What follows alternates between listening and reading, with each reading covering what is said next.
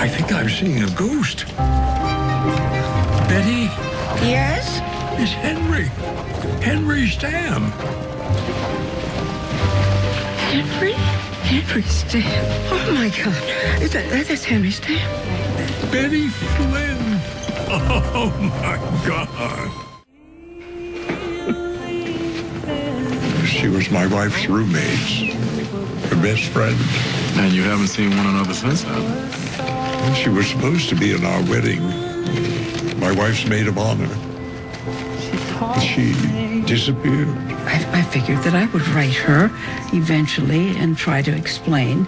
But how do you say, I couldn't stand up in your wedding because I fell in love with your fiancé? There was a party. I remember the sky was so clear that night as I went outside to look at the stars. And there was Betty. It just happened. I felt terrible. It was wonderful. He was my first. She was my first.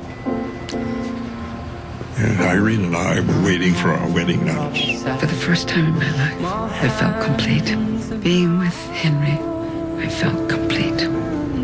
I wanted to tell Irene. I wanted to call off the engagement. It would have been a terrible scandal. And it would have ruined my friendship with Irene.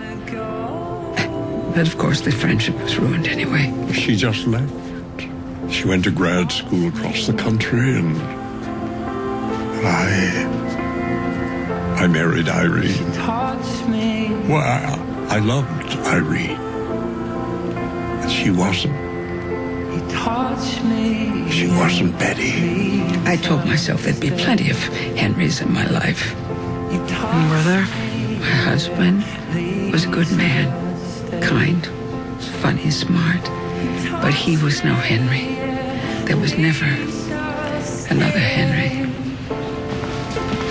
Dr. Torres, I have an idea.